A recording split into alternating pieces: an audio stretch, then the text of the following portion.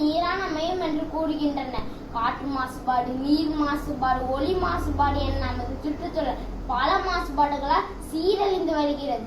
இளைஞர்களாகிய நாம் இதை எப்படி தடுத்து நிறுத்த முடியும்? கண்டிப்பாக முடியும். நம்மால் மட்டுமே முடியும். சின்னஞ்சிறிதெல்லாம் சிகரெட் பிடிக்குது, சித்தப்பன் மார்க்கிட்டு தீப்பெட்டி கேட்குது என்னும் நாட்டுப்புற பாட்டை கூறுவது போல் இது மோசமான இளைஞர்களாக இல்லாமல் நாட்டை காக்கும் வீரமான இளைஞர்களாக இருக்க வேண்டும். சுத்தம் சுகம் தரும், சத்தம் சுமை தரும் என்பதை உணர்ந்து வாகனங்களிலும் திருவிழாக்களிலும் அதிக ஒலிபெருக்களை பயன்படுத்துவதை நிறுத்த வேண்டும். பூமிக்கு மேலே தண்ணீரை சேமித்து நோய்களை பரப்பாமல் பூமிக்கு அடியில் தண்ணீரை சேமிக்க முயற்சி செய்ய வேண்டும். அதற்கு சாக்கடை முறையை ஒழிக்க வேண்டும். அவரவர் வீடுகளில் வரும் கழிவுகளை அவரவர்களே சுத்தப்படுத்த வேண்டும். அதுக்கு காய்கறி தோட்டம் அமைத்து கழிவு நீரை பயன்படுத்தலாம். மழைநீர் சேகரிப்பு தொட்டிகளில் அதை சுத்தப்படுத்தி சேகரிக்கலாம். இதன் மூலம் நிலத்தடி நீர் மட்டம் உயரம், ஆற்றில் கழிவு நீர் கலப்பதையும் தடுக்க முடியும். ஒரு முறை பயன்படுத்தும் நெகிழிகளை தவிர்த்து விட்டு கடைகளுக்கு செல்லும் பொழுது கையை ஆட்டிக்கொண்டு செல்லாமல் பையை எடுத்து செல்ல வேண்டும்.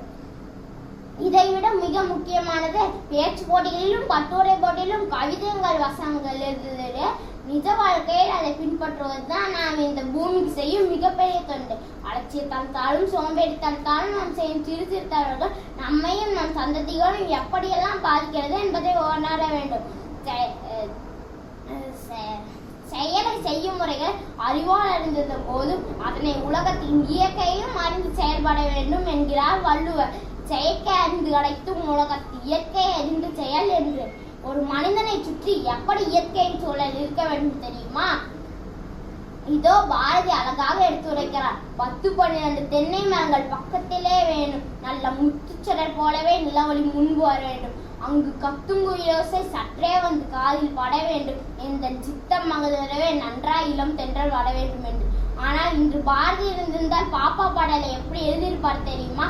பல லட்ச வாகனங்கள் புகையலை தள்ளுகிறது பாப்பா, முத்துச்சுடர் போலவே நெகிழி பைகள் பளபளப்பா இருக்கிறது பாப்பா. அது பல ஆண்டுகளுக்கு மக்காமல் நம் தலைமுறையை கெடுக்கிறது பாப்பா. அது மழை நீரை உள்ளே விடாமல் தடுக்கிறது பாப்பா. சாலை ஓரங்களில் மக்கள் துப்பும் எச்சில் நல்ல நோயை தருகிறது பாப்பா. நாமும் இதையெல்லாம் சகித்து கொண்டே வாழ்ந்து பழகிவிட்டோம் பாப்பா என்று மனம் நொந்து பாடியிருப்பார்.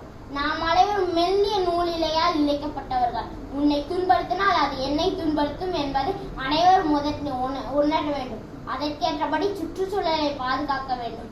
சுய ஒழுக்கம் என்பது நமது நடவடிக்கைகளில் இருந்து வருகிறது. நெகிழிகளை அழிக்கவில்லை என்றால் அது நம் தலைமுறையை அழித்துவிடும் என்பதில் கவனம் செலுத்த வேண்டும். புதிதாய் பிறக்கும் இளம் தளிர்கள், நடைபழகும் பிஞ்சு மழலைகள் இந்த பூ உலகில் நம்பிக்கையுடன் பாதம் பதிக்க பிரபஞ்சத்தின் ஒரே உயிர்கோளும் நமது ஒரே வீடுமான பூ உலகை பத்திரமாய் காத்திருப்போம் என்று கூறி, சுட்டாலும் சங்கு வெண்மை தரும், மிதித்தாலும் பூமி தாங்கி நிற்கும், சபித்தாலும் வானம் மலை கொடுக்கும், வெற்றி கிடைத்தாலும் அடக்கம் எழுந்து நிற்கும், தோல்வி கிடைத்தாலும் என் பயணம் தொடர்ந்து நிற்கும். முயற்சியும் பயிற்சியும் நம் கையில், முடிவு எப்போதும் இறைவன் கையில்.